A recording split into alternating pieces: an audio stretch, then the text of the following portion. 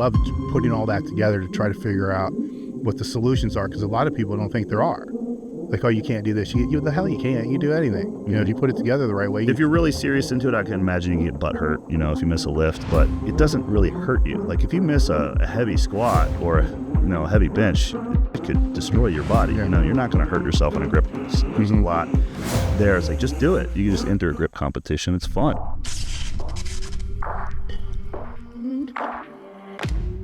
So we got John with us, and we have Sam again. Hello. Sam is going to kick us off with whatever the current topics are. Yeah, I think one of the best things we can do to start is to give our audience, who may not know who the illustrious Jujimufu is, a little bit of a background. Sure. Who the hell are you? Okay, I've been training for about 21 years. Started with some Taekwondo, and then I got into something called tricking, which is flips, twists, and kicks. So it's acrobatic martial arts. And I taught myself how to do that in my backyard. I just realized that also means something else. It does. But the internet was smaller back then. Yeah. And we didn't get as many corrections. The internet's much bigger now. I didn't put one and one together. Okay, anyhow. Yeah. But, you know, doing that, I was one of the people who was doing that, who knew weight training. All professional athletes weight train. So I started entering the weight room. You know, it's kind of a skateboard culture, tricking is. So it's just like, you just trick, you kind of go crazy, those guys, you know. But I was like, no, professional athletes, they weight train. So I started weight training to supplement, and then, of course, I got addicted to it. Mm-hmm. Yes. You know, it's like, I love deadlifts. Yeah. Started Started reading all the articles. T-Nation is one of the first websites that I really started in. And that's where I got exposed to a lot of your stuff. Mm-hmm. So I've been following you since like the early 2000s. Okay.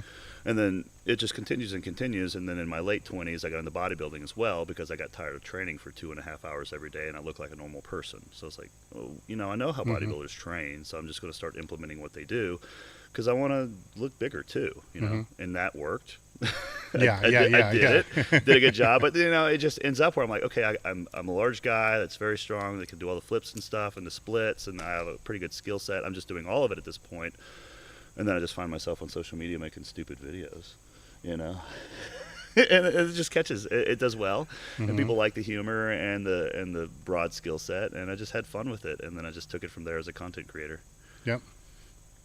Now, how's that? That's pretty freaking good. Now, how did you find EliteFTS? Well, I found out Dave, you know, reading his stuff, and then he has a company, and then I'm buying stuff. And then I'm buying stuff from Dave. Wow. So that's how I wish T-Nation, Yeah, right? So it goes it's back to the T-Nation thing. Mm-hmm. So the articles I was putting on T-Nation. Now, I wish most of the internet would follow that trend as well. Of find Dave, buy Dave stuff. Yeah. No, that would be awesome. So what brought you out here today?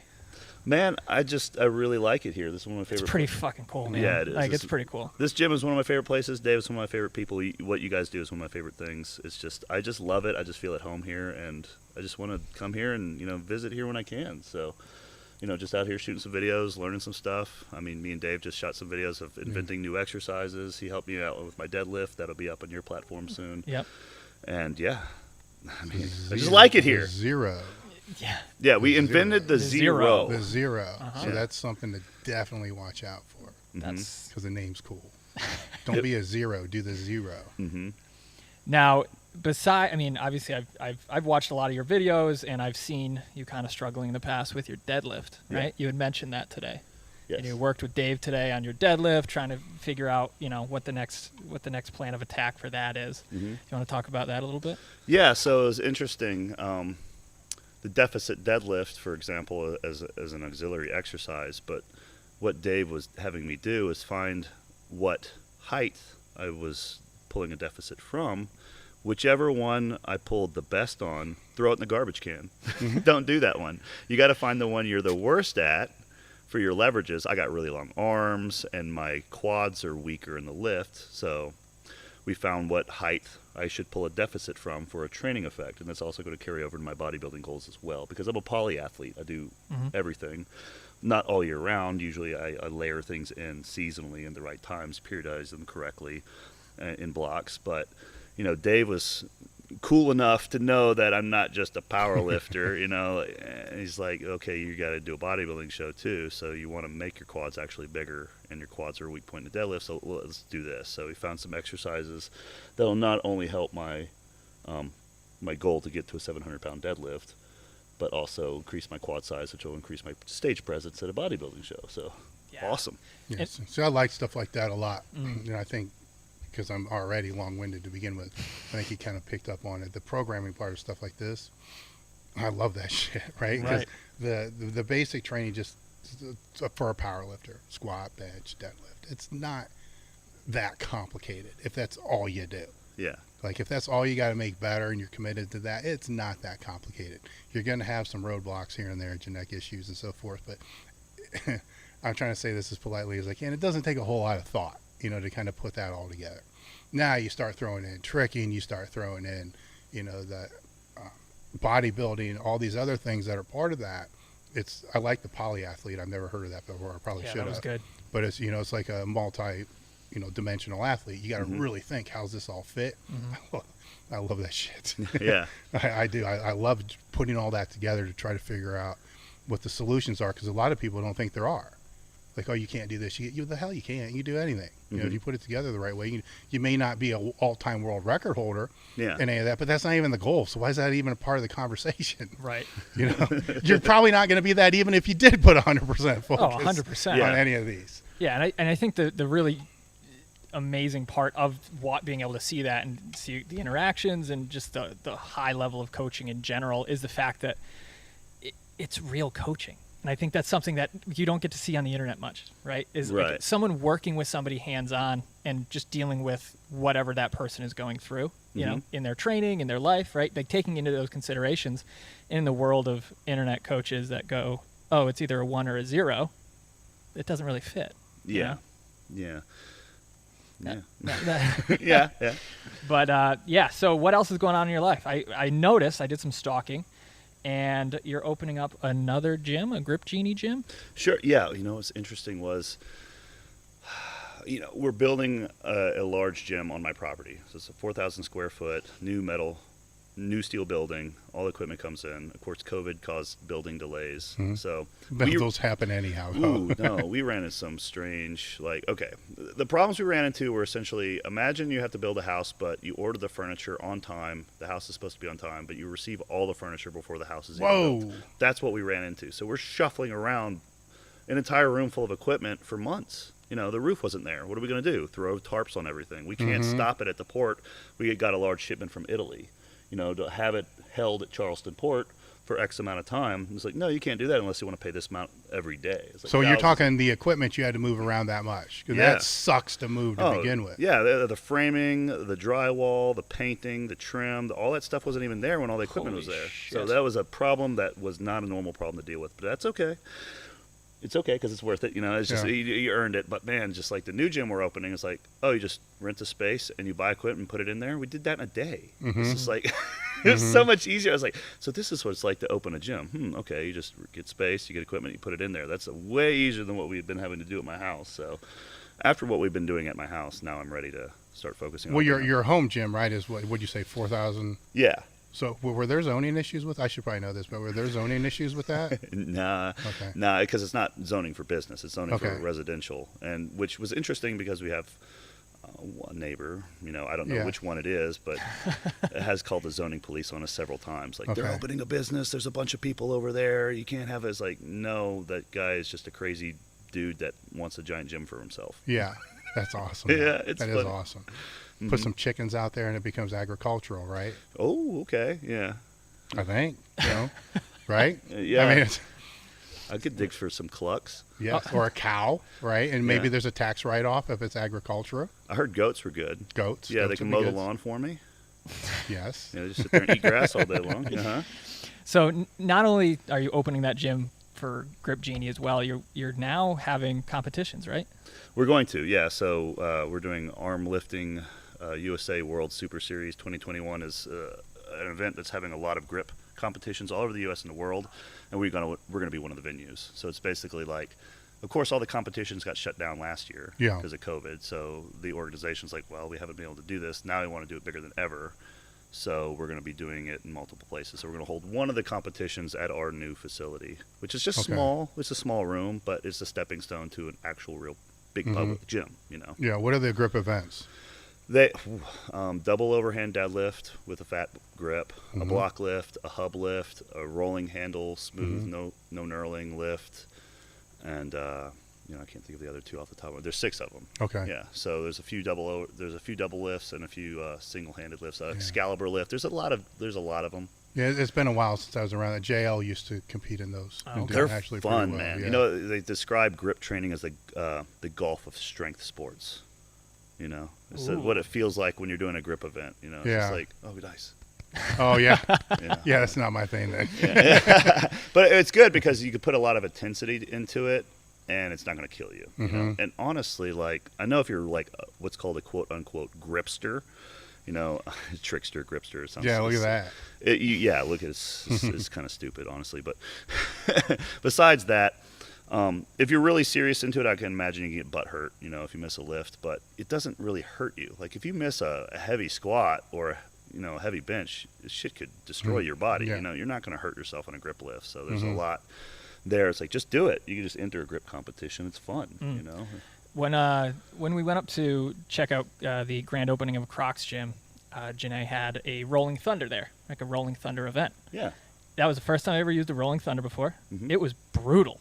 Yeah. That was not easy. We have one out here, don't we? Yeah. Yeah, I think so. There's a lot of cool things you can do with those the grip implements as well. Is you can Pull downs. You can do pull downs or rows or even pull ups with them and stuff like that.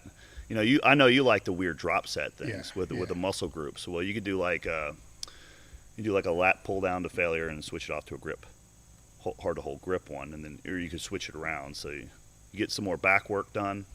Okay, so like you go to failure on like your traditional lat pull down, then you throw in the grip one with a lighter weight. Well, your grip is a limiting factor there. Your back is still exhausted, and it's getting a little extra work. Well, now you're getting your grip in, so it's fun to do stuff like that with the tools as well. Now, how long have you been?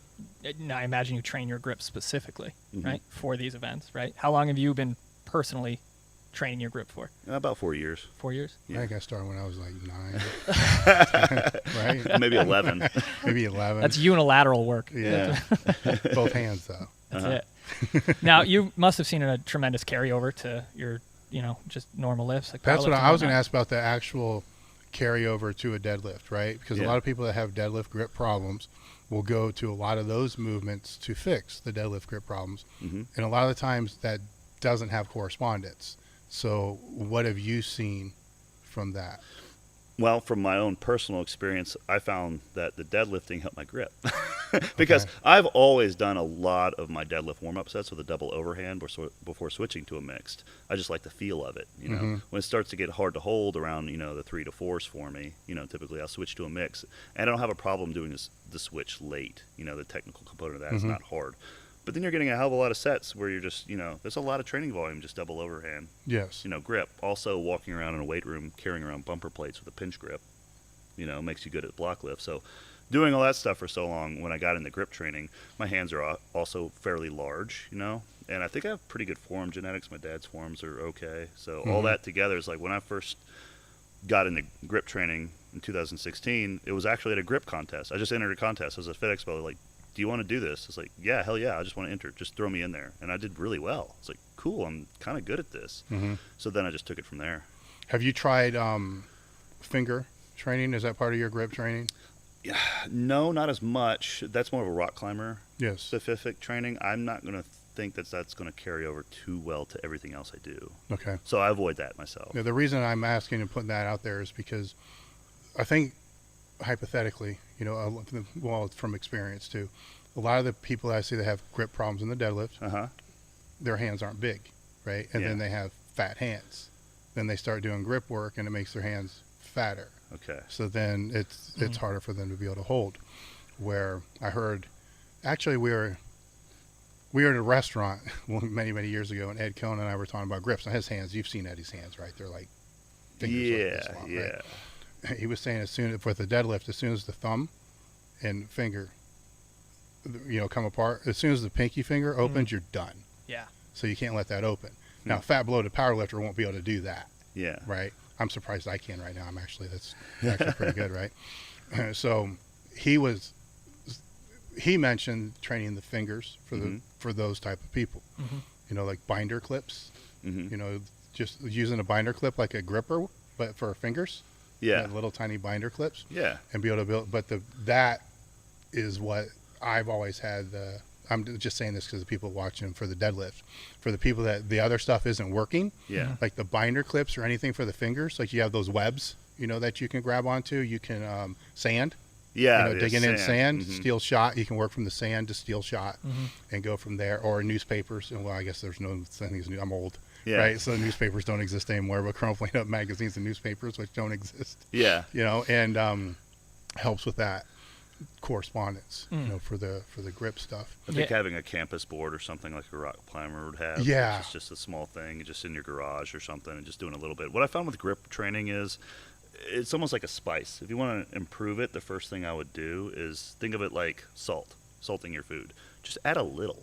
You don't have to have an entire grip day. You don't have to change your entire workout plan. Just add a little bit. How's the recovery from that? Because I've heard contrary views, right? Some people say if you train your grip too frequently, just give it up. It's never going to get better, that it takes longer for the grip to recover if you're pounding it hard. Have you seen that to be I've had other people tell me the opposite. It actually depends on the grip tool. Like grippers, I found that to be the case. Like you Yeah. can't go those. I find I can't go on those as often. It's more of like a once a week thing. Other ones, it's more of a time of day thing. Your biological prime time. Don't want to train grip in the morning. It's retarded. Just don't do that.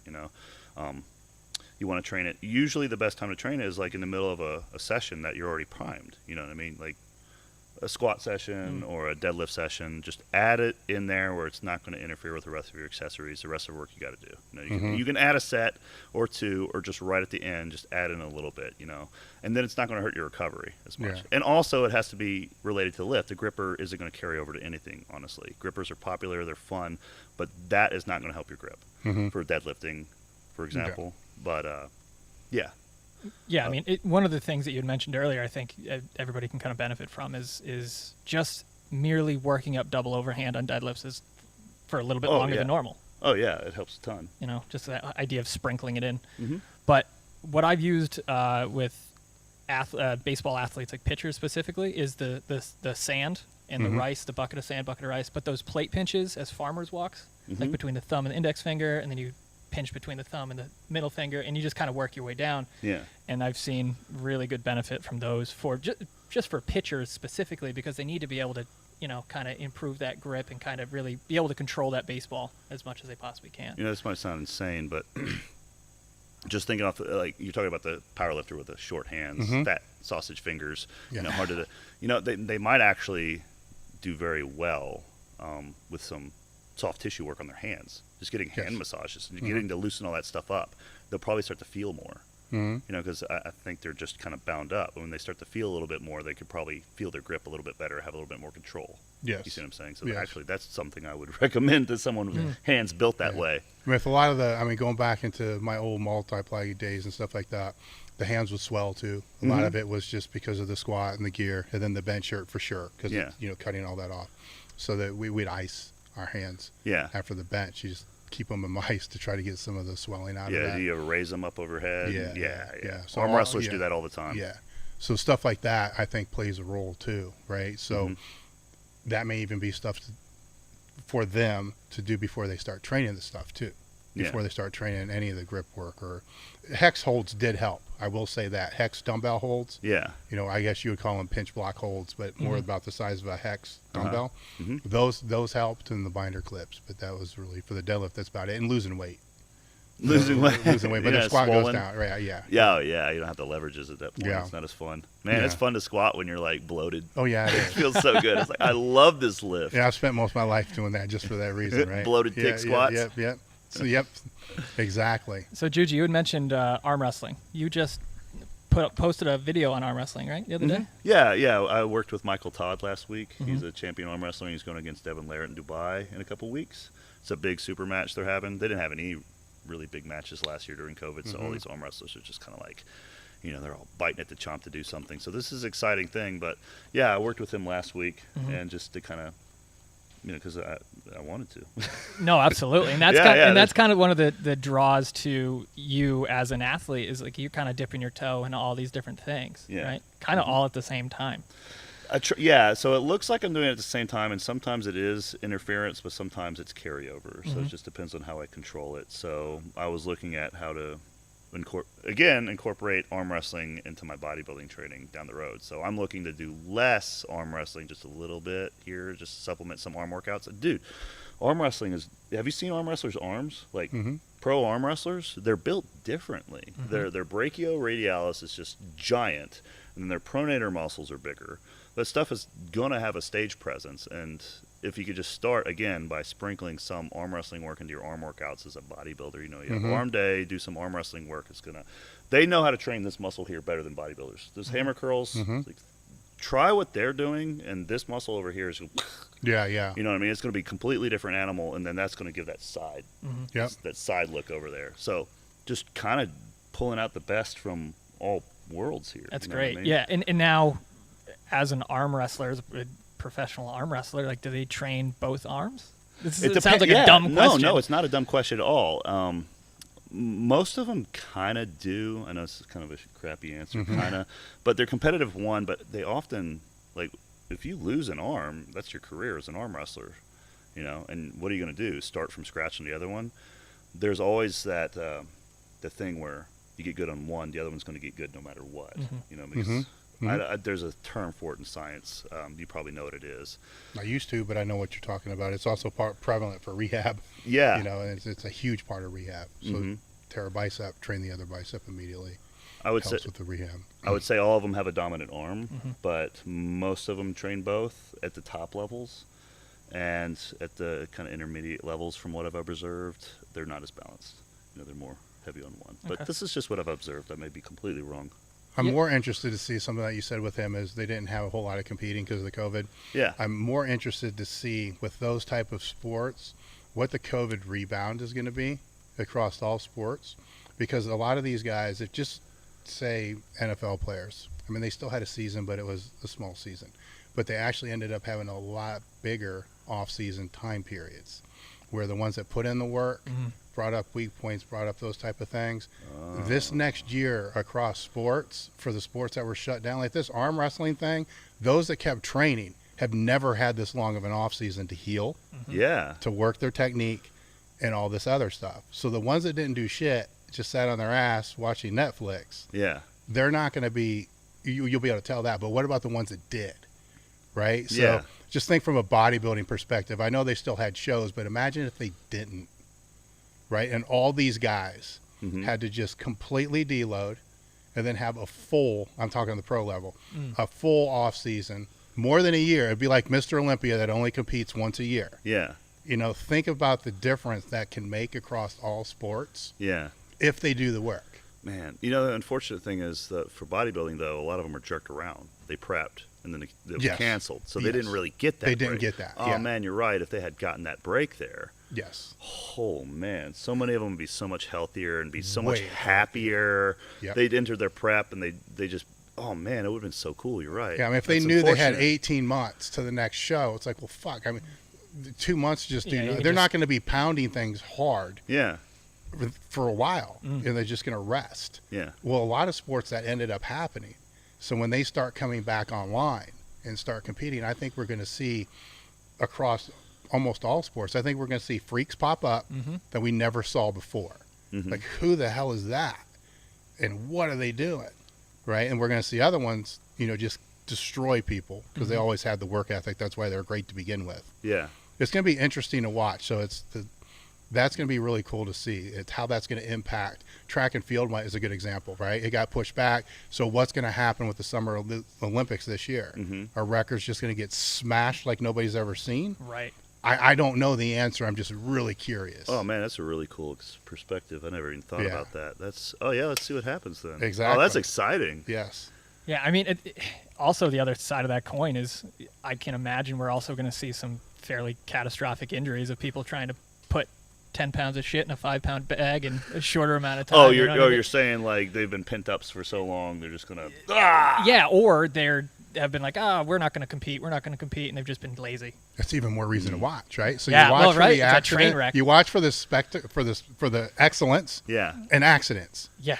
Nobody watches for the other stuff. Because imagine one of those studs that have been training that have been doing it the right way. They've been resting, and they had this time off, and they become that superstar. They're going to destroy people. They're just going to run people over, especially the ones that haven't trained. It's just going to be. Well, I mean, such a there's the different other hidden experience. variable too, though, where we all know athletes that compete at high levels.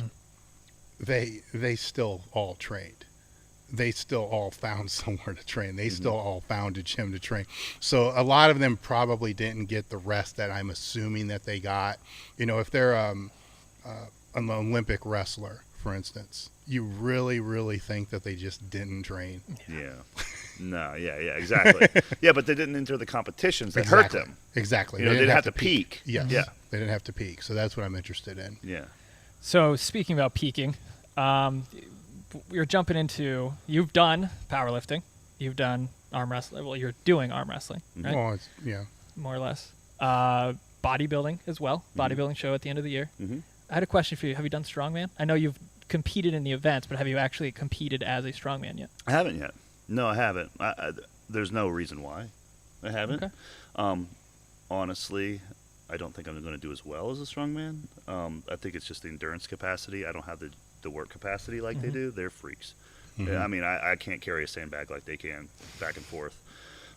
There's certain things I'm pretty good at strongman. They're really niche, like natural stones. You know what that is? Like, it's not a round stone. I'm really good at that for some reason, but like that's not all strongman. You know, there's so much more to it. But definitely something I would do, but it's not on my plan this year to do it. You know, But bodybuilding is.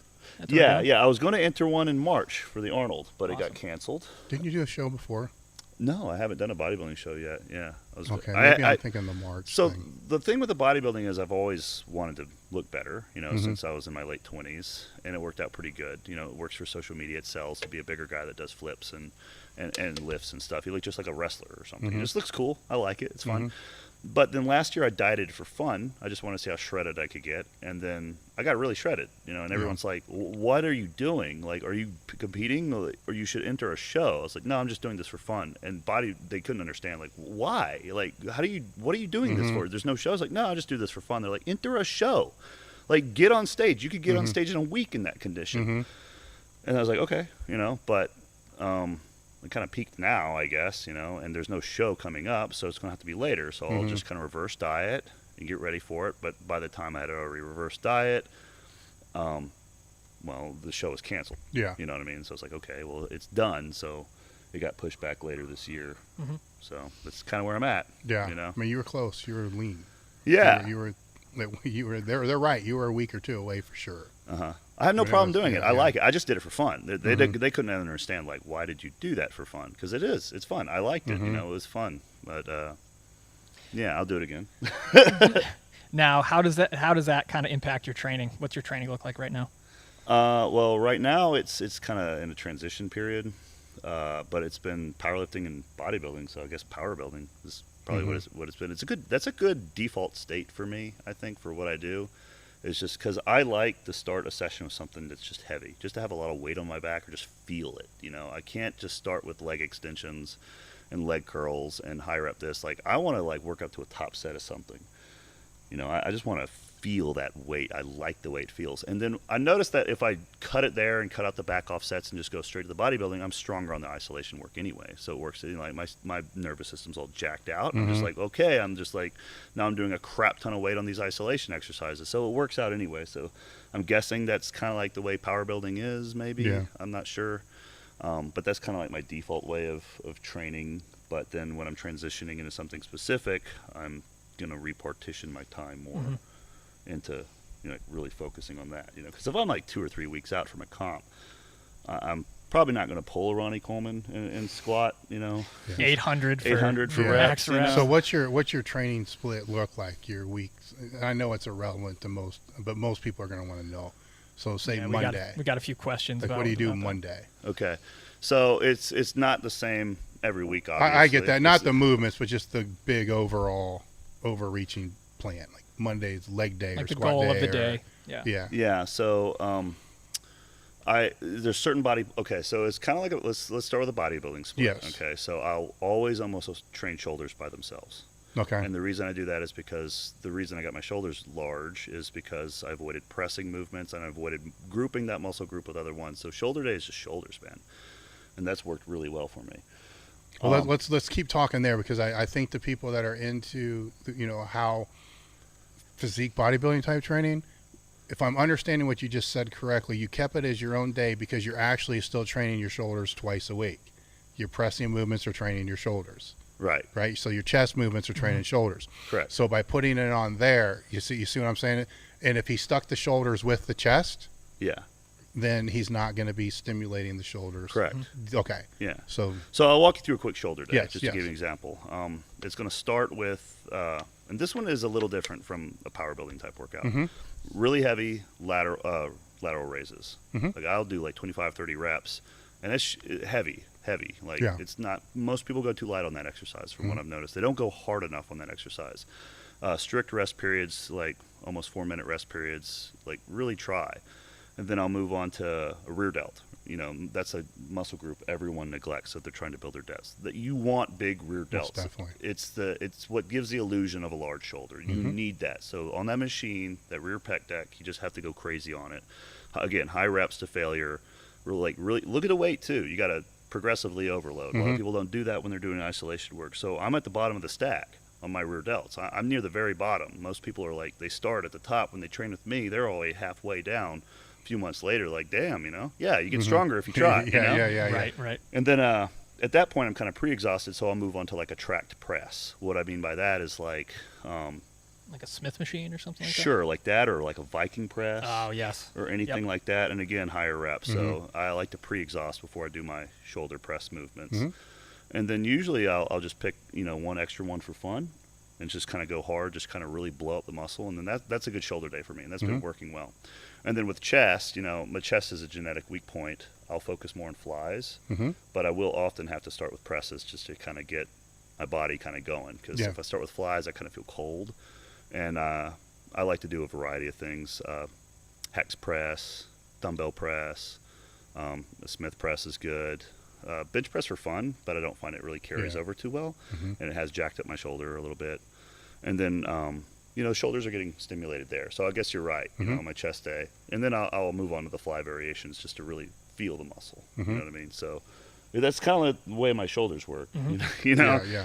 But, that's okay. So you got a shoulder day, you got a chest, which has a lot of presses in it. Arms, usually, arms. Yeah. I guess day, right? Arm Everybody day has pops arm in. I feel pretty good. Yeah. Leg day, usually start with like a heavy squats, go really heavy on them, just like top set. And then I'll just drop down to doing lots of isolation work from there. Sometimes I'll split it up between quad and ham.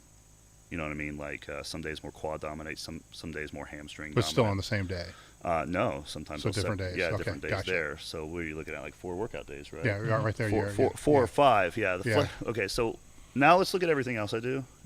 I'll kind of. Well, you don't. If you do back, where's back fall? Does that the hamstrings? Does that if you split it off? Does that go into back day? I usually don't do that. Okay. No. Back is usually going to go on arms. Okay, so it's back and arms. Yeah, or just do back day. So what's actually interesting if you look at a week for me, you're like 7 days. Yes. Well, hell, how y'all fitting this in? Well, it's not on a 7-day split. So, yeah, it's usually 8 days, it's 10 going to be 8 or 9 days Yeah. when I get back around to things. So that it's not like a week split. It just kind of moves its way around. Keep going with what you were about to say because that's important. Because you say here's the other things. Right. Okay, so that needs to be put in here. Okay, so like let's say flexibility work. Yes. Right? I can always throw that in there, but like the splits, for example, they're permanent. My splits I get carryover from everything else I do that I can always almost do them. You know what I mean? I did the side splits for the first time in 7 months, like a week ago. It was no problem. All the squat training I do and just a couple of the warm-up exercises I'll do before leg day, that's all the training I need at this point to maintain what I've built. I find that flexibility is the easiest biomotor characteristic to maintain once you've built it. Strength, Dave, what I'm talking about. Like it has this, speed has this, endurance has this, flexibility, once you build it. It's there, man. Like if you know what you're doing, and I know what I'm doing with it, man, it's good. It's easy to keep, Explosive work and stuff is more seasonal. So I'm only going to do that when I'm lighter and during hotter months. And And then what else? Well, what's explosive work? Because people that may be listening to this are thinking like dynamic speed squats and pulls. speed bench, and that's not what you're talking about. No, I'm talking about like jumps. Jumps, yes. Yeah, like you're jumping on boxes, you're doing Yes. backflips, you're doing aerials, Yes. you're doing dynamic kicks and stuff like that. I'm going to incorporate that stuff seasonally. Do you use different surfaces too, like sand, mats, concrete, for the landing? Yes. Okay. Okay. So what I recommend is, if you have the option, gymnastics flooring is always your best bet. Yes. Always. Because if you're training on grass or a hard surface, what I've noticed is people that train exclusively on gymnastics flooring, which is basically plywood with some really hard springs, it gives you just a little bit of a punch. They can always go and train on the harder surfaces. There's always carryover. They're always going to beat a guy that's always training on the harder surfaces. That's what I've learned. But some people don't have access to it, so they do the best they can.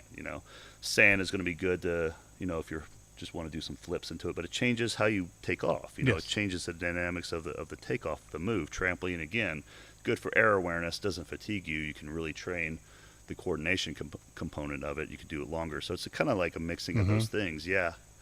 But again, that explosive jumping work is only seasonally for me. I'm not doing that right now because I'm at my heaviest body weight. I'm like 260. There's no way in hell I'm doing flips. And I'm going to look crappy doing them anyway. I'm a little soft looking. I'm the strongest I am.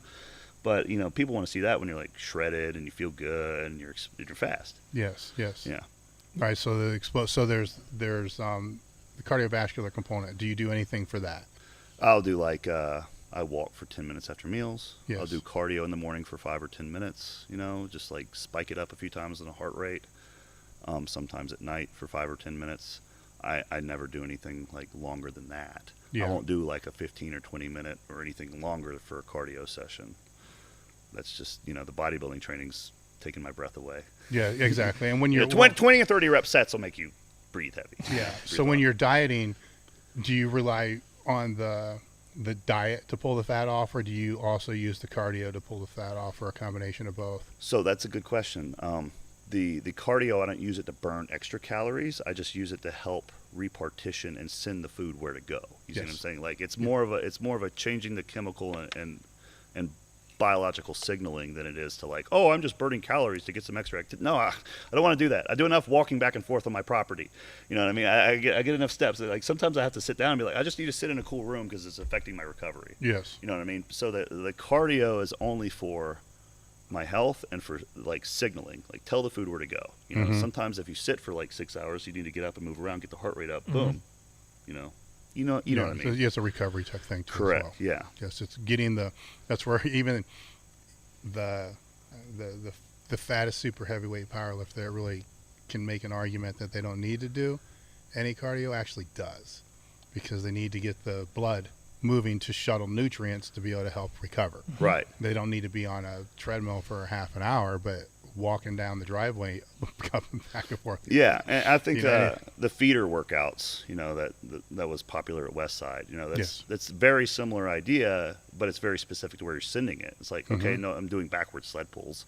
You're taking out the eccentric component, which is helping you not overtrain, but at the same time, it's like little quad is doing this. You just did squats yesterday, you know what I mean? So now you're sending the nutrients to your quads, which is what's screwed up because you used them yesterday really hard. Yeah. So you put thought into that whole recovery aspect as well. Yeah. Yeah. Oh yeah. Recovery and training are like the same thing for me. It's like it's all like if you had to put it out on paper, like there's just things you got to do. Yeah. Yeah, that's kind of what we were talking about earlier when you lay it all out. Over a period of the year, all these things got to kind of fall into place. And then a lot of them under the big. Everyone wants to talk about habits, right? Like everyone wants to create new habits. And these all end up being habits after a while. Oh yeah. They just have to be in there because you don't like. I don't like recovery work. Actually, I actually hate it. But if I don't do it, I feel like shit. I can't do what I want to do. Yeah. So thus, I have to do it if I want to do what I have to. It's kind of how it falls into place. Right. Exactly. Now we had Missy out here. Was it last week? A week and a half ago, something like that. And we were talking about flips and incorporating that into her training and whatnot. And I want to get your perspective on how you kind of periodize your flips. Like, do you count how many foot touches? Do you count how many, like, I need to get an answer for this because she was going by feel and I get it. But as like a coach in me, I'm like, that doesn't do it for me. Yeah. Unfortunately, it's the same answer. Damn. Like we don't count because it just is so, I don't know. It's if your skill set is very limited, it's also so qualitative based, you know what I mean? Like 5 good backflips are better than 10 backflips you just checked off. Let's reframe this. Let's say you're working with somebody that has the potential to do the backflips, and you've taught them to do the backflips. So at this point, you don't have to teach them how. You just have to reinforce and build on what they have.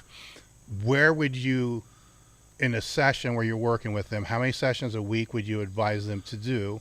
And then when would you shut it down? Sure. When you're working with them. Okay, well, I'll start with the second question. Yes. So you shut it down when the quality goes down. Yes. So if they're still doing really well and they're improving, yeah, keep going.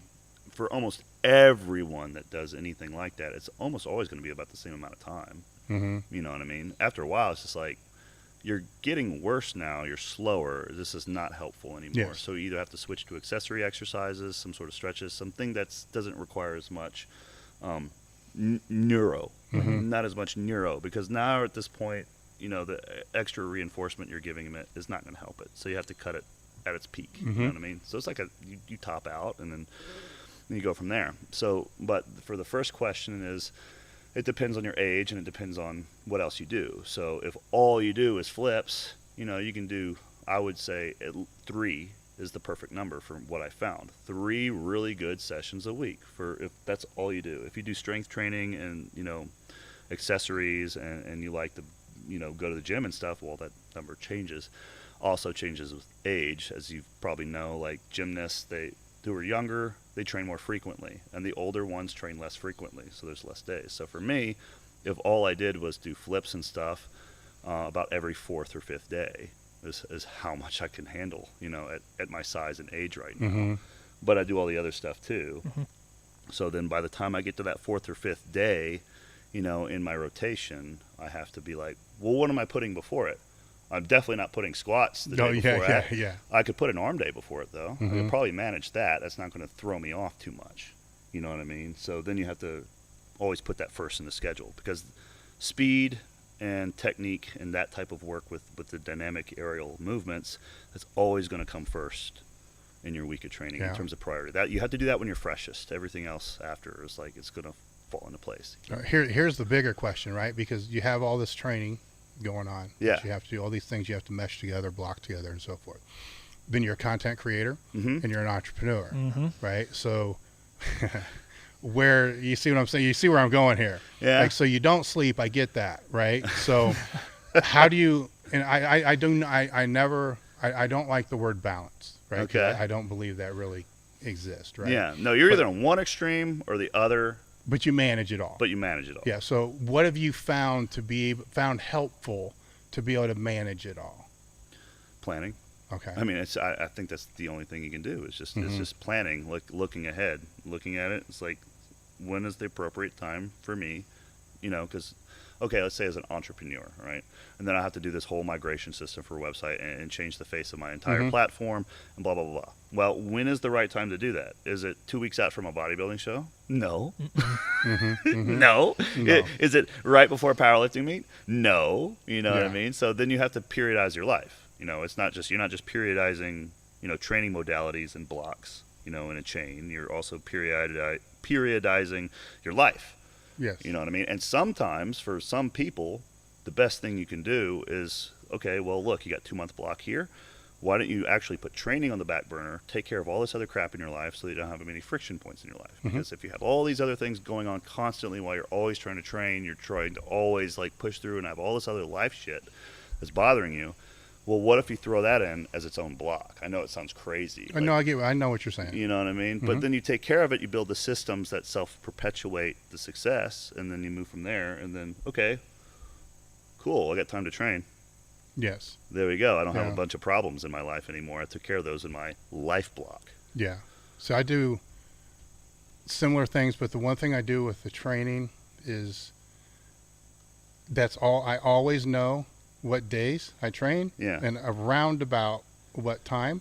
And when I say around about, let's say during the week I train, you know, Wednesday, Thursday, around about 10:30. Yeah. Right? It might start at 11, but it's going to happen. It's going to start probably before, and then on Saturday and Sunday, it never changes. Those go into my schedule. I don't have to put them in a schedule because it's just there. It's permanent. It's not going to move no matter what's going on. Yeah. Right. Because that's the only thing I have total control on. Right. It's so training. Yes. Yeah. I'm like I don't want to say I'm a control freak. Right. Right. But I have to have control of something. Right. And business is a lot of managing variables that are somewhat within your control, but mostly not. Okay.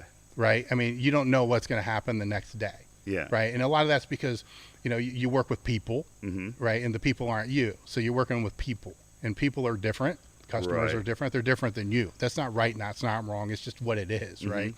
So you can't predict people, right? You can't predict what's going to happen the next day or whatever it's going to be.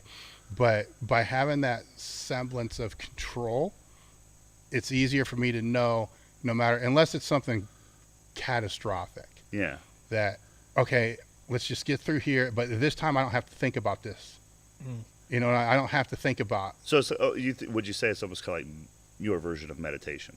It's my version of getting the fuck away from it. Okay, good. So I guess that would be that. But I also have staff, right? So I can get away from it. And then other people are kind of, fumbling the ball around it. Let's say if it's something I have to really be involved in, like a migration's a big thing, right? Yeah. So if you got to be involved with that, then it's okay. Look, I'm going to hand the ball off for a couple hours, but then I'll be back in.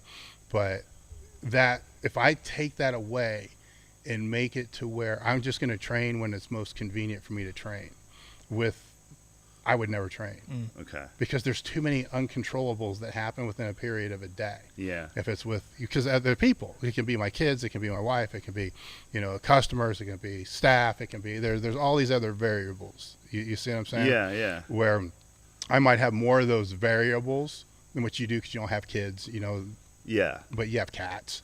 They're easy. Cats are 0 out of 10 difficulty. Yeah. I'm just throwing that out there because there's different ways when you speak about entrepreneurs, because the other difference is if I ask you what time you begin work and what time you end work, it's every hour you're awake.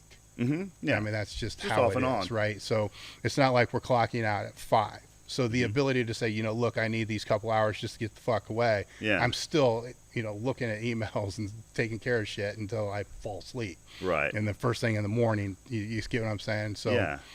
That's kind of my take on it. It's what but I used to do, this is now this is clicking now. I used to do what you're talking about when I was still competing. And maybe this is why I'm thinking different, because I don't compete anymore. When I was competing, that was when shortly after I started the company, and seminars were fucking me up, man. Okay. I'd do a seminar, I got to go out of town, so I'd squat on Friday. I never missed my training.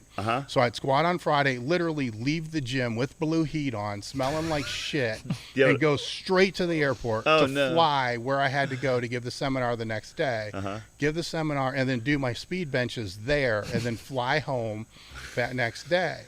And Louie, he's like, these are going to fuck you up. These are going to fuck you up. I'm like, no, man, you're full of shit. I can do this. I can do this. No, man. A couple years later, it's like, okay, none of this is really working well. Yeah. Business isn't doing shit. My training isn't going for shit. It's like, okay, I'm going to do this. I'm going to take all that shit off my plate 10, 12 weeks out before a meet. Immediately after the meet, I'm going to schedule like 4 seminars a day or 4 seminars a week, for a month, and just blast them all into there. Now, of course, I wasn't training, because of that. So I kind of was doing what you were talking about. Like, okay, this time frame, nothing's going to happen, but when I started competing more, the problem was nothing happened business-wise. Well, that's a major problem a lot of bodybuilders run into, because I find that, the way the bodybuilders have to structure their training, their diet, their lifestyle. It's a wonder any of them can ever do anything entrepreneurial. Most definitely. It's just like, God, I understand why this is so hard for you. But yeah, it's just sometimes if you're not a pro bodybuilder, or you're not trying to get to that level, if you just want to look better, then you should be able to find ways to schedule those times of year. And I don't think it's like good to look at them as times a day or week or whatever. It's more like long term, like what is going to happen in March, what is that annual plan, right? And it's a little easier now too, because when I started, the internet did exist, but it wasn't like there was the social media, all this wasn't there. And I remember I had a pager, You know, so my voicemails would go to a pager, then I'd have to call in for the messages, and it's freaking old, right? Yeah. And but where I'm getting at is I trained in the morning, you know, at Westside, so I wouldn't get to my work until like 12:30 or 1, and that was Monday, Wednesday, and Friday. So that's 3 days of the week. So the business growth, it didn't grow. I mean, it suffered bad, you know, for all those years, but I never knew how bad it was suffering because I never had a business before. I had no basis of comparison until I quit doing that. And then it's like, oh shit, had I been doing this to actually be here to answer the calls at 9 in the morning, I would have made more sales. You know, because I'm like, fuck it, I got to train. I'm not going to do that. I'll just do it later. You know, I'll check my pager and so forth.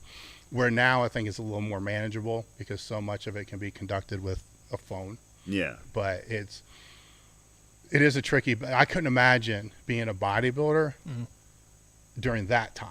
Right. Now it's still more manageable. It's still hard because you are right. The meals and I mean, everything is just, it's a lifestyle. It's not a sport. Really. I mean, it's a freaking ton of time. It is. Because you're only competing on the stage for that, I don't know how many few minutes, but it's your entire life outside of that. Yeah, I don't know if many of them now do 2-a-day trainings, but you know, back when I was kind of, I'm not even going to talk that long ago.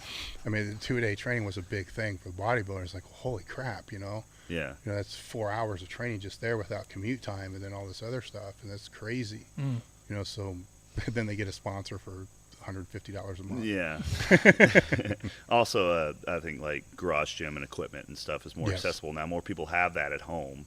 So training twice a day is like, oh, okay, well, you know, what is training anyway? You know, is it 15 minutes? You know, is it training effect? You know, is it defined by time period? Is it defined by effort? Not really. It's just, is it pushing you closer to where you want to be? So it's not like, oh, I have to do training. I think the problem is when people think of training twice a day, they think of like 2 1-hour or 2-hour sessions a day. Like if you can get out of that mindset, that that's what 2 a day means, you're going to be able to find extra activity instances that seem to fit in later, you know, just break things up. You know what I mean? But I see.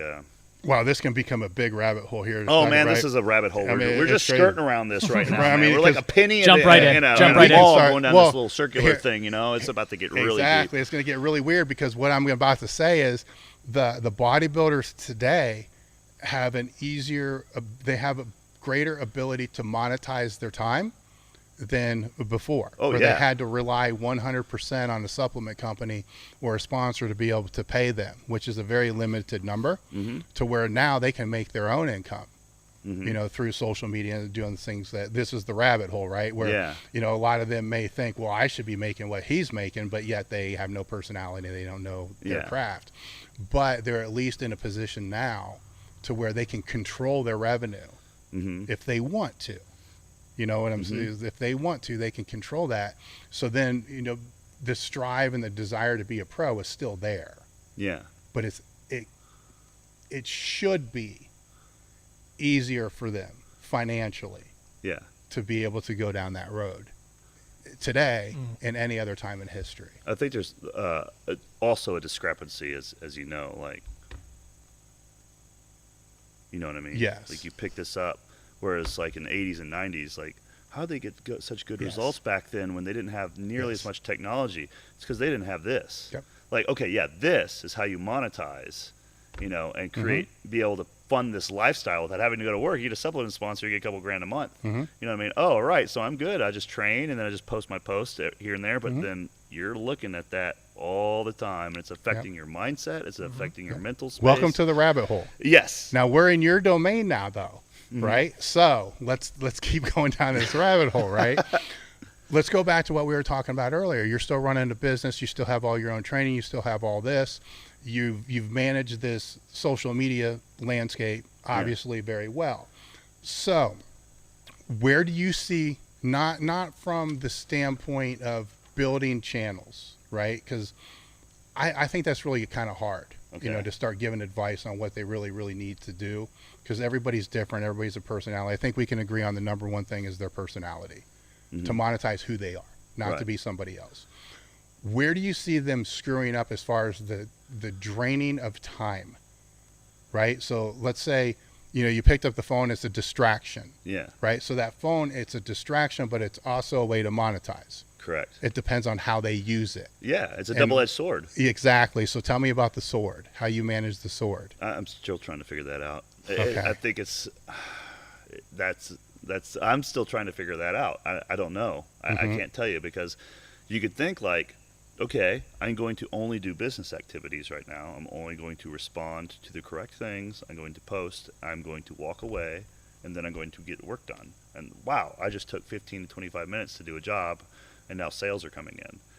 But then you have to have the self-control, or at least some sort of, habits, quote unquote, in order to not look at it again, not check how are people responding, But And at the same feedback, time, feedback. But at the same time, you have to go like, what is the feedback? Because I need the feedback in order to make my next move.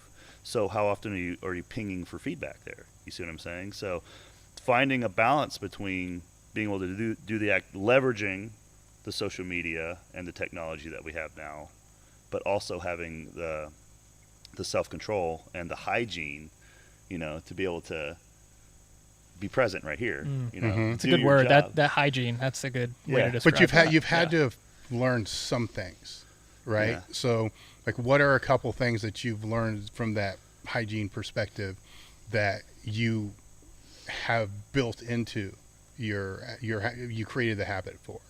Like, do you check your screen time? No, I don't anymore, and I'll tell you why. The reason is because it takes me a while to edit my Instagram stories. If anyone actually, looks at my stories, there's text, there's shit that flies up. I sit there and I make that happen. I put a little bit more effort into it because, what's the point of doing stories every day if no one watches them? So if you spend an extra 15 to 20% of your time on them to make them something that's entertaining and they're watching them, then it's better to put the extra 15 to 20% time to make them worth something than just not even do that and get zero return on your investment of time in that regard. But, you're asking, how do I control that? The screen time, for example, you asked me. Because the thing doesn't know, like, it'll tell me I spent like 11 hours on Instagram, the past, few days. Well, how much of that was editing stories, posting them, responding to people? And doing business through it, because it's also an inbox. It's also my email inbox. I'm doing, exchanges and purchases and, collabing and networking and scheduling through the app. It's not just me scrolling down my feed. So looking at a number and be like, man, I spent 11 hours on Instagram. It's Wednesday. Since Monday, I spent 11 hours on this app. This is ridiculous. Am I just another millennial that's stuck on his phone? Well, sometimes I am. Sometimes I'm sitting on the couch. My cat jumps up on me, and I'm just like, frick, man. No, I'm not getting up for another 15 minutes. You know what I mean? But then you just have to, realize, like, just don't do that as often. Yeah. It's not about cutting out the habit completely. It's not about completely getting out of it. It's just like, just do it a little bit less often to start with. From there, just recognizing it when it happens and being able to pivot. So then there's the process of, say TikTok, right? Okay. So if you wanted to go into TikTok, that's a bigger decision than just going into TikTok, right? Because you got to sit there and think, okay, how much time is this going to take? What's the leverage of that? Because it's not just like joining a network for you at that point, right? Because where's that time going to come from? Yes. Yeah, you need that content strategy going into every decision that you make going forward. So I guess that's kind of where I'm going, is you can't just jump on it, because where's the time going to come from? Is it going to leverage off of, Instagram or YouTube? Where's it going to come from? It's not. That's why I'm not on TikTok. Exactly. There you go. I mean, there's kind of where I'm going here, right? Yeah. Is you're selectively looking at what could be that next platform, but then you have to sit there and think, is there the time to be able to do this? And when to make the jump, if that jump has to be made, because you're going to have to jump off of something. Yeah. You know what I'm saying? To be able to do that. It also has to, like, the platforms, as a content creator, you have to look at them from, is this different from this one? Because YouTube, for me, is long format videos. Yes. Those are things where people can actually listen to me talk about stuff. Instagram is more whiz bang, boom, whatever that crap it is. You know what I mean? Yeah. It's fun in its own regard. So there's different uses. So it's like, okay, if I'm filming for YouTube, I might be able to get top-down footage that goes on Instagram. Or if I have an idea for something that goes on Instagram, I could extend it to a longer format YouTube. So then I'm trying to look for crossover. But in terms of like, for example, TikTok is like, this seems like a Instagram thing. It's very similar. Where is the, you see them? Yeah. And of course, these platforms will completely inflate and saturate their user base with bots to give the user a feeling of satisfaction from, I got 600,000 followers on TikTok, you got to jump on. Yeah, how many of those are fake from the platform, inventing fake accounts to give the users the high that they're getting followers? You see what I'm saying? That's not regulated very well right now. They haven't begun regulating that as too much yet. So then it's like, is this even real? Like, what are you going to do to monetize that? Because, it's like, it's not all about monetization, but at the same time, like, kind of is. It's your time. Yeah, it is my time. Right, yeah. I would rather spend quality time, and some of these platforms help me do that. I'm with you right now because we're both doing things on these platforms. Yes. We both have things in common. We both like to talk to each other. It's cool. We both like powerlifting, lifting weights. Great. But aside from that, you see what I'm saying? Yeah. Yeah, and I don't think people realize the amount of work it takes to create a YouTube video, right? It's not just you walking, right? No, dude. Like you plan this shit. It's like hours and hours of planning. Yeah, well, it's not only that, but it's hours and hours of post. You know what I mean? Yeah. It's like it takes a long time to edit. And if you travel somewhere, I'm here. It took me 8 hours to drive here. You know, it takes 2 people. And then it takes more people, and then it takes more people. So by the time the first video drops next week of me and you working out in this gym, how many people can I? 1, 2, 3, 4, 5. Like that video took 6 people. Out of 3 different groups in order to get together, in order to make something that's going to be 15 minutes. It didn't take 15 minutes of time. There's your answer. It didn't take 15 minutes of time. It took an entire week of work. And it's not just you and Sam walking around with a camera. Like it's a team effort in all I'm taking regards. that you've heard this before. Oh, yeah. That people are like, what do you mean? It only takes that 10 sounded minutes. like it was a button Like there. he's getting a little fired up. Yeah. I like it. No, it's just like Get the nose torque. it says you get paid just to work out. That's what I get. That's the one that's like. So what do you do for a living? Like, you have no idea. That's okay. I'm not going to explain it. I'm just not going to answer it. So what everybody sees is it's the tip of the iceberg, right? Oh God, this is 10 times more work than my day job was. Yes. The good thing is I love it. You know what I mean? The thing about this is kind of like sidestepping, but from my experience, making a living being me, I'm Jujimufu. Making a living being me, and this is my passion. If I lost all my money doing this right now, or just like I couldn't get paid to do it anymore, I would still do it. I just wouldn't do as much of it. So in order to take it from point A, I'm not able to monetize myself, to point B, I'm making a great living being myself. I have to be myself more than I want to be. You have to do it more than you would want to do by default, that when you did it for fun, to where it becomes work. Yeah. So it's not just like, I love this so much. Yeah. Sometimes it's like, I don't frickin' want to do this right now. But it has to be done. It has to be done, yes. Yeah. It's like any other job. Yeah. But that's not like it all the time, 'cause I like it a lot. Yeah. Otherwise I wouldn't be doing it. So I like it more than I dislike it when I don't want to do it. So Well, that's the goal of any job you like. Yeah.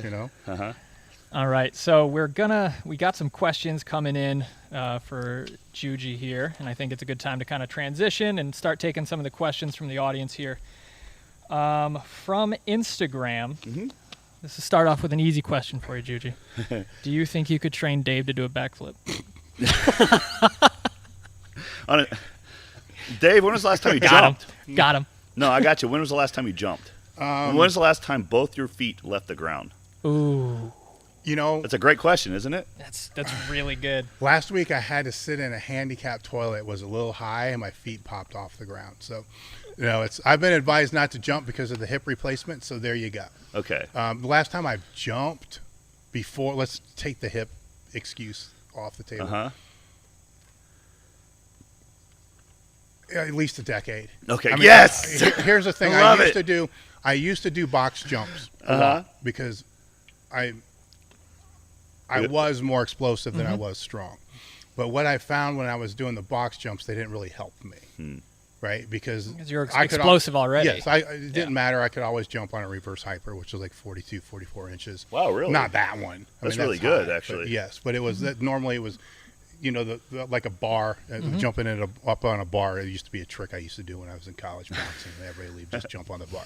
Yeah. You know, so I could train to make it better, and did. You know, I had different cycles, and you know, based upon percents of, you know, box height and all, it never made a difference. So I'm like, okay, that would be that's not even a real jump, but it's a, you know, it's kind of a jump. Yeah. That's at least a decade ago. Okay. And that probably was just because somebody was talking shit, and I'm like, you know what, fuck it, I can jump on that right now.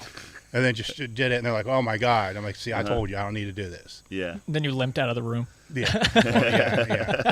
Yeah. So, but even with all that, I don't know if I could have done it better. My spatial awareness is not good. So that would have been my limiting factor, I believe, is trying to figure that out. See, for most people, it's like when they ask me, you think I can learn a backflip? And when I ask them, when was the last time you jumped? It's like it blows their mind sometimes. They're like, what? I don't even know. Like, it's a fun question to ask someone. Yes. Mm-hmm. Yeah. So the answer is no. So the answer is no. So that video's coming then, right? Yeah. So another question that we got coming in, talking about your was that a transformer bar squat that you did the other day? That 700. Yeah. 700 for 2. Uh-huh. Now, was that something you peaked for, or was that something that you kind of just fell onto? Oh, I squat every, like, real heavy every, like, 6 to 8 days, and I usually just see what I can do, you know, and then I kind of curtail the rest of my workout to it. And I was going to go for 1, and I did 2. The body weight's helping you. Leverage. Oh man, I know. Yeah. Also, as strange as this sounds, I could have done more if I was in a mono, but I had to walk it out because I didn't have anyone to help me that day, so I was by myself. Anyway, it worked itself out because I was able to play like really freaking loud music. You know, training partners don't like that sometimes.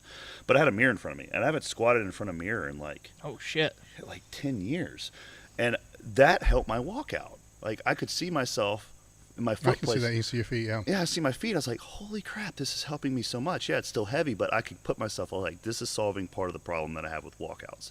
So that's, I think, what really helped me. You know what's fucked up? Yeah. That's why as powerlifters, we have people face away from the mirror so they don't become reliant on that. Yeah. Because you go to a competition. So keep that in mind when you go to compete again. Okay, yeah, because I haven't lifted in front of a mirror in like 10 years. It will help you now, but if you go to the meet and you don't have that visual awareness, you're like, oh, shit. It messes you all up again. All right, we got a few more that came in here. A few questions about you and John Meadows. When are you guys going to be collaborating? Tomorrow. Yeah, It's a duck walk. We want to do duck walks. I'm giving him things to do, which is completely wrong. Hey, you can come join us, Dave. Yeah. But those videos will be out on YouTube next week, and I'm sure there'll be videos with, you know, on John's channel next week as well, if we just sync them up. Beautiful. Perfect. Another question just came in. Are you and Antoine still close? Oh, yeah. We have, I remember you both from trick tutorials. Yeah. You know, it's interesting mentioning about Antoine and Tricks Tutorials. So the first thing on the internet, I opened a forum called Tricks Tutorials in May of 2002. And that's where I got a large group of early followers, like people that are friends now. But the first day it opened, this is how me and Antoine met. The first day I launched the site, I don't know, I was just blessed with good success because I had, you know, 100 people come in like, out of nowhere on this website. Like now I had 100 members on my forum on the first day. It's active, it's moving. Antoine emails me, and that was when this is all new to me. It's like, oh, no one ever emails me. And then I'm in a conversation with this guy in Canada, and this is before he was bodybuilding. This is before I was bodybuilding. We're just like, and then we're sending each other videos of us doing flips, and we're interacting on a forum with a bunch of other people, and then we just became friends. We've been friends since. So I messaged him yesterday. I think I just did. You know, I watched one of his. I look at his story post on Instagram, and I'm just like, yeah, gas prices are high in Canada, and we're laughing about it or something. You know what I mean? So yeah, I keep in touch with him all the time. And he was supposed to come to my house and work out my new gym next week, but he tore his bicep, and now he's getting surgery next week. So Well, he knows what to do this time. Don't try to move a mini fridge by yourself. You know? Yikes. That's just I can kind of, it's just a mini fridge, right? So I can kind of like, what's the big deal? But you never know, right? Yeah. That's tough. All right, so now we got another question just came in. Juji, who are your 2 favorite people who inspired your lifting career? I honestly, I don't know. I don't know. When people ask me, like, who do you look up to the most and who are your biggest inspirations, I'm always kind of left like, I don't know. I can tell you, it's just I've gotten a lot of good information from a lot of different people, and I like a lot of different people for a lot of different reasons. But I'm sorry, I can't give you 2 people. I get that. I'm the same way. All right. Let's see. So now, let me pull one of these out.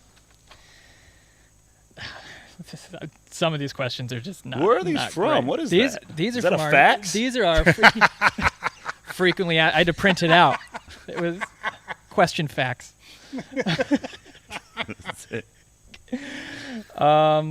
So we kind of touched on this a little bit already, but your bodybuilding career, is your goal to go pro?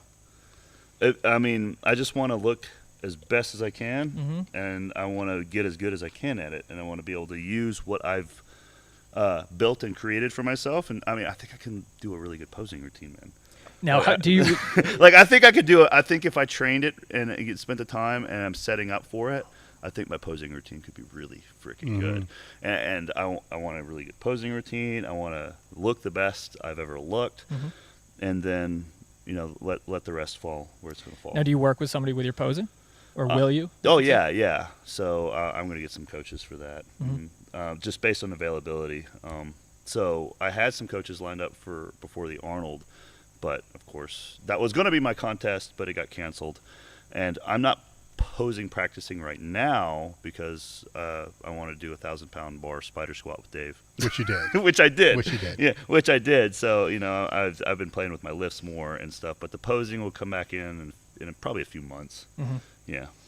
Let's talk about that squat a little bit. That was quite impressive, first and foremost, to come out here and never really do that version of that squat and to hit that number. Congratulations. That was big stuff. Well, thank you. Though I do think you have more in the tank, but I guess that's more of a... Well, I had Dave give me all the secrets. I mean, that lift has actually got a lot of secrets in it. There's a lot of foot placement and stuff. That would have taken me a little while to figure out on my own, but he knew everything. He was like, push your feet forward, spread your stance more, mark where your feet are, spread your knees. I would have pushed it. I was just all this crazy, like the band is going to do this. You have to, like, the bar is going to squish you more, so you have to change the mono rack. It's like, well, I wouldn't have figured this crap out on on my own without a lot of time. So that's why I was able to do as much as I did today. I had someone who knew all the secrets to the lift. So I'm an expert at one thing. Yeah. The high box, what do we call this? The high box spider bar reverse band. Sometimes I put chains on. Oh, yeah? Just because I can. Yeah, just to make it even more complicated. But a lot of people, I think the cool thing about having him do it is sometimes, kind of as I was telling him, I don't know if I'm good at it or not, right? Because part of this whole post-competitive life, post-hip replacement life, is to do a lot of things I've never done before, so I can never compare it to what I used to be. Okay. Because it would just make me mad. Yeah. Because it'd be like, because I'm doing that now with the bench, because I'm starting to, I finally was able to get the bar to touch my chest again after forever. Still hurts like hell, but as I'm building it back up, I'm running into these conversations with myself like, okay, this is kind of like I don't want to say a PR. Yeah. But it is. But it still sucks compared to what I used to do. So that basis of comparison is a big mind fuck, which I just try to avoid. So if I come up with something like a reverse spider, I have no idea what's good with that, right? And then nobody else really does it because they just look at me like I'm out of my mind. Yeah. Like, that's fine. I'm doing what I want to do. It's heavy for me when I get to a certain point. I got something to train for. So I never know. And as I was telling you, the one time one of the guys out here just got underneath when I was in an early phase of training that, I just got underneath it, did it for 10. I'm like, okay, well, I guess that's that. And I used to do you did the deadlift chain thing too, right? Yeah. Okay, so that used to be another one where I would do high reps with 275 and like 10 chain per side. Yeah. And as many reps as I could. So it's like, for a while it was like 9, then 12, then 15. And it was also on blocks. Okay. So it was from below the knee. What I'm trying to do is to create a chaotic environment that's the safest for me to do, so I won't destroy myself in too bad of a way. Yeah. And I was doing that. I was training that one time, and I think it might have been Brandon Smithley, like one of our sponsored lifters, a lighter guy. He just walked up to it and just ripped it up like it was nothing. I'm like, oh, man, I'm suck. Yeah. But the pressure is what I like about it, which you got to see, the pressure in your head, Yeah. you know, with the heavier weight.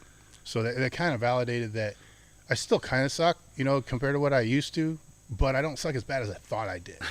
But now he could have done way more. You know, your starting point was like 200 pounds heavier than where my starting point would be with that. Yeah. So what I guess the other thing is I don't want to say I want to say it kind of like makes the lift legit because it's totally not. But More so. But it's not. I mean, it's a More so. reverse band thing that takes a ton of weight off.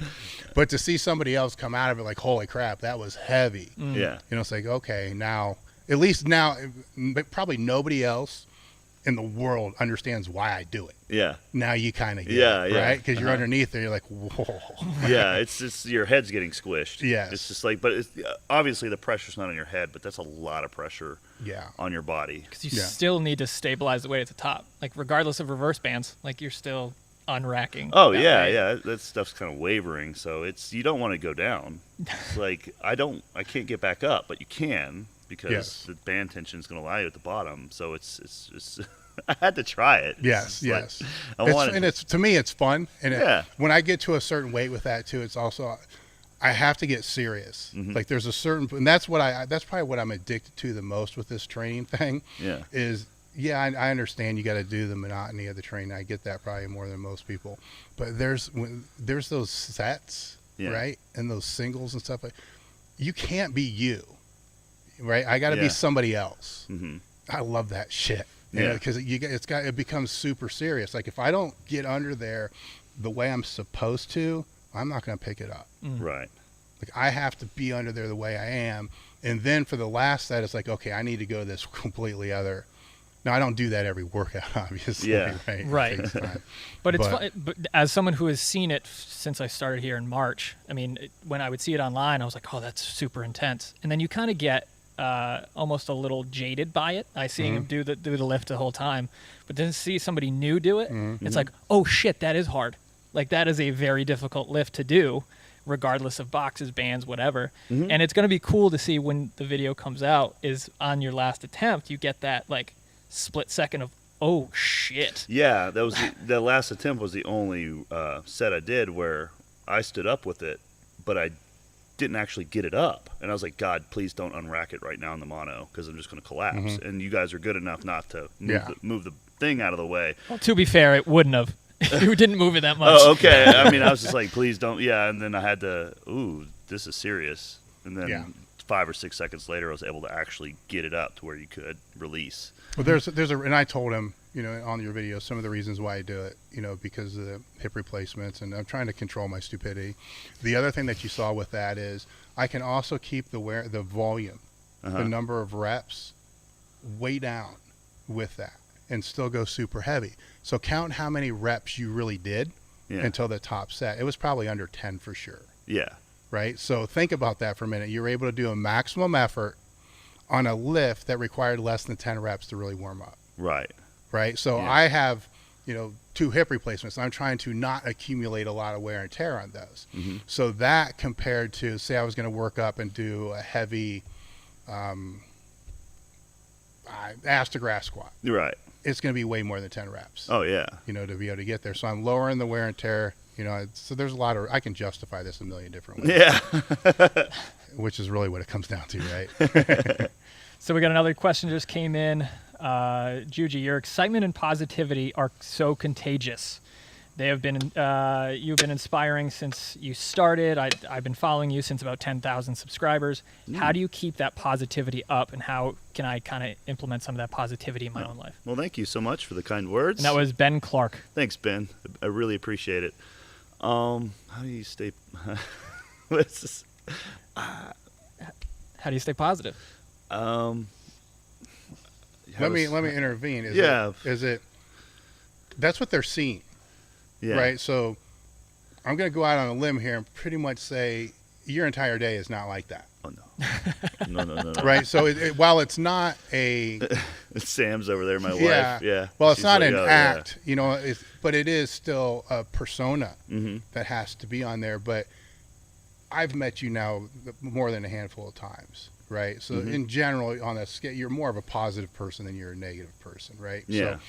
So all I'm trying to interject here is to not have a false impression that you're walking around on a cloud 24/7. Oh, yeah, right? no way. So now I think that's going to make it easier for you to answer the question, right? Yeah. Yeah. I mean, obviously, I'm not filming all the time. My stuff isn't constantly on there, so it's in between. You know, I might still be in a good mood, but you know, I'm generally not going to, you know, put something out on the internet if you know if I'm pissed or if I'm depressed. You know, sometimes I get sad and I'm just not happy about something, or I'm having a bad day. You know, it happens, but it is kind of my job to be in a good mood, and sometimes the fake it till you make it thing works. It actually does. Like, oh, I have to just make this up, and just I have to bring myself out of this. And a lot of times, just the need, the necessity to have to do that will cheer me up. You know. Does it really? Oh yeah. Okay. Yeah, it does. It really does. It's like I really have to, you know, put on my happy face. You know what I mean? And a lot of times I really don't want to do it, but a lot of times when I do it, I'm good. Like, oh, that actually like worked. You know what I mean? Yeah.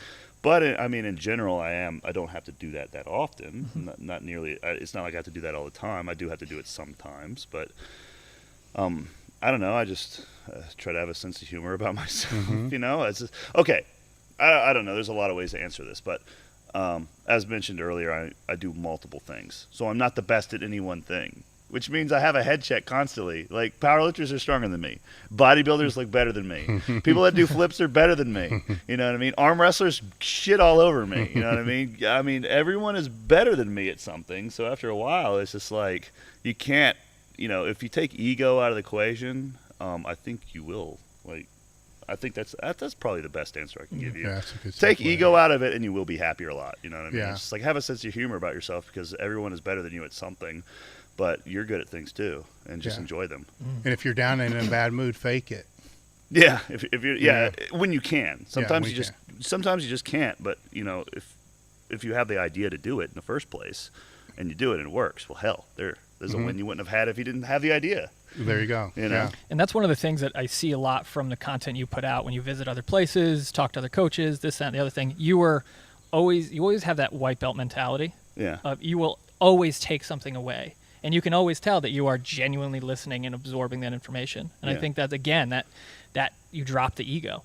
It's like, you could say, oh, I have 1 million subs, blah, blah, blah. I know all about everything, blah, blah. But like, you take, even if the cameras weren't rolling, you and Dave were going to interact the exact same way talking about your deadlift today. Oh yeah. Well, of course he knows a million things more than I do about it, and I'm the one struggling with my lift, so it's going to take that way. But I think that's something is a good way to showcase of dropping that ego. Yeah. It's like, just kind of accept where you're at, understand where you're at, and just gain as much information and knowledge you can from other people. Yeah, I mean, if you listen to people, you tend to learn more.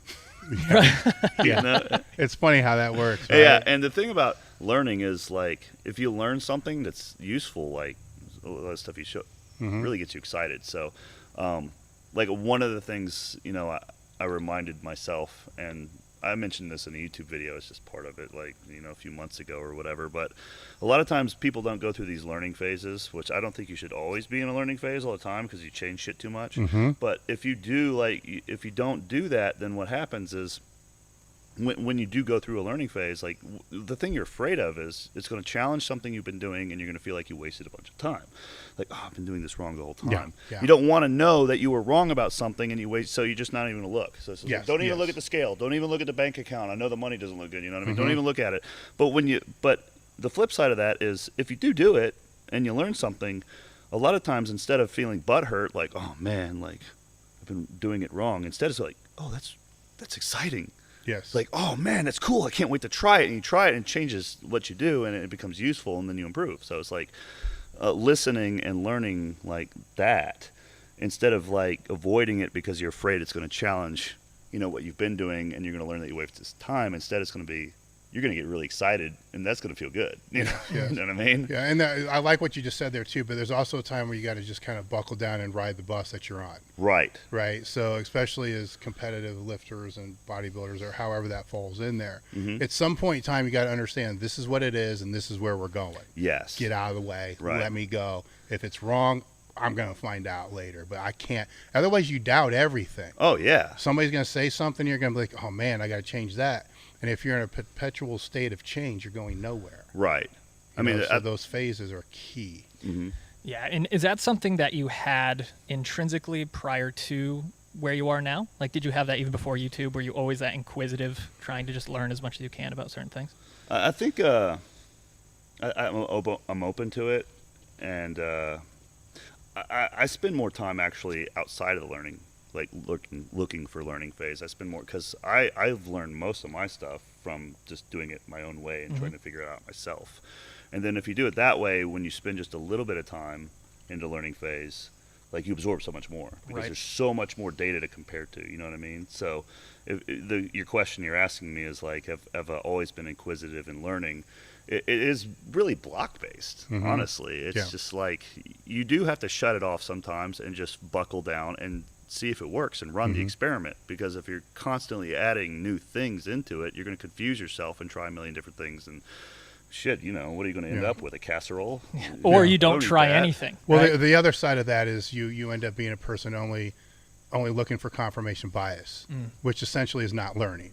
Right. It's just trying to validate why what you're doing is right, and that this industry is packed full of that. Yeah. You know, whereas why that's the one thing I've never really understood. Like, why do I care to validate what I already know?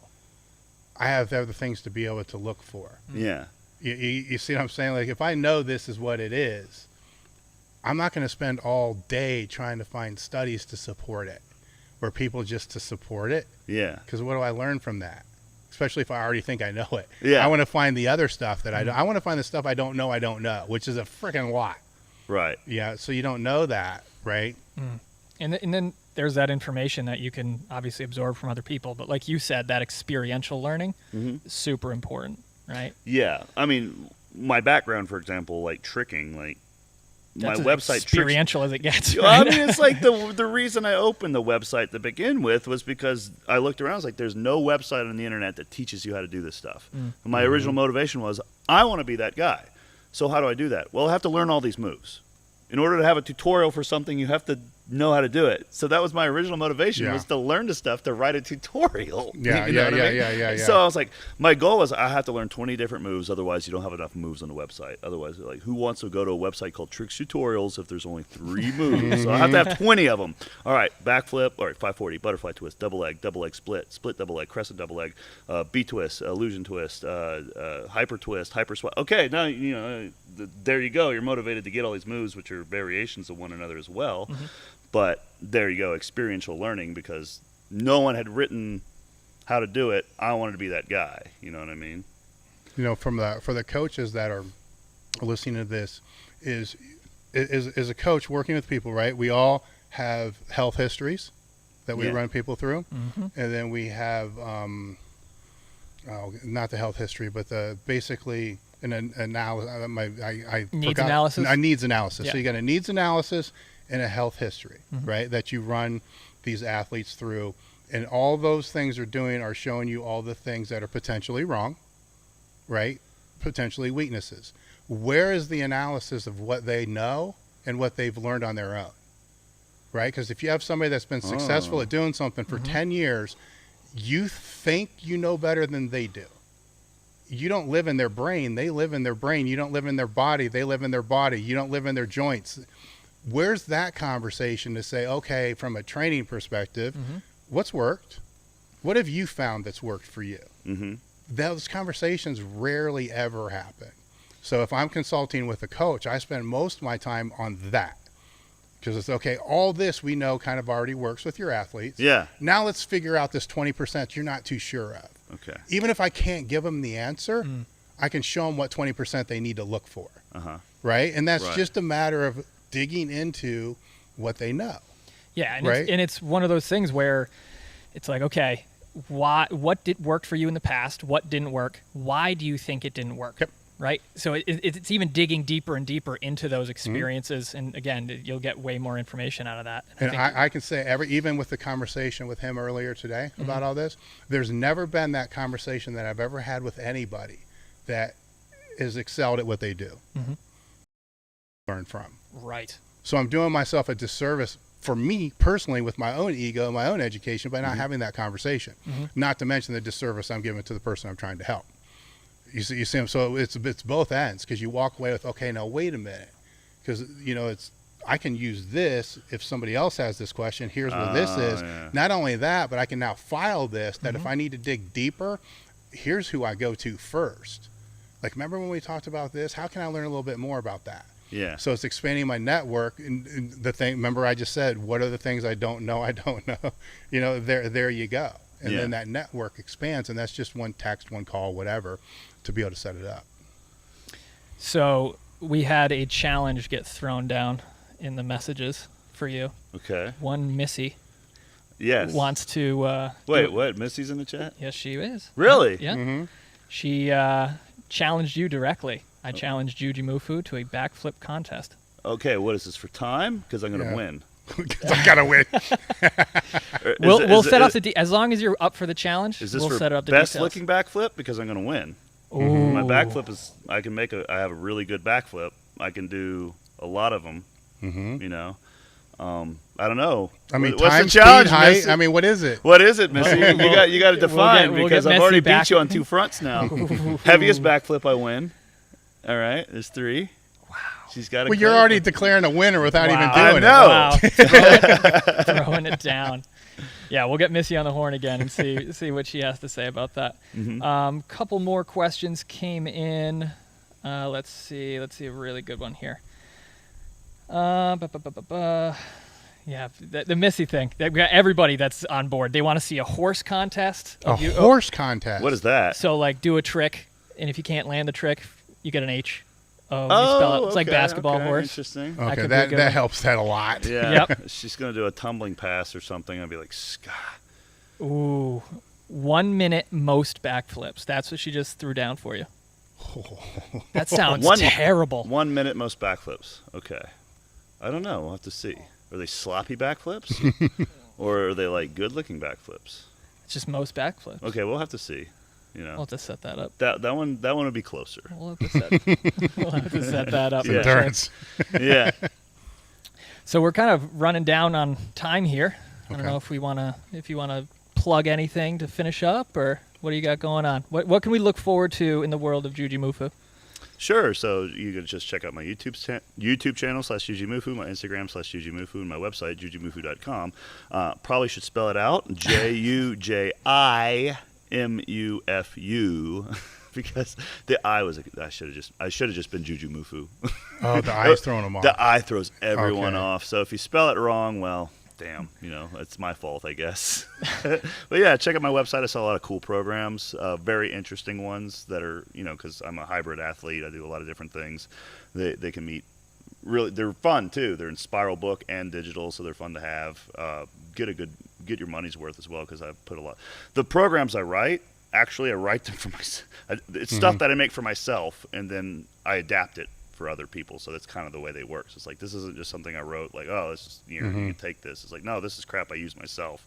You know what I mean? So I'm really passionate about, those things when I get around to writing them. But, like we talked about earlier, like life blocks. Yes, so unfortunately, I haven't been disciplined enough to write every single day, every day of the year. Because I had a lot of changes this year. And we'll get back around to writing new material soon. But man, I'm so happy I finally made the table talk. This is one of my favorite ones, man. Yeah. I'm so grateful. So thank you so much. Yeah, I appreciate you coming out. All right, guys. If you like this, make sure to share it with your friends. Like, subscribe, even unlike it. That helps us too, right? Do whatever we need to do. I don't know. Sure does. Like I said, share it with everybody you know, and check out all of our content here on YouTube, Instagram, everywhere.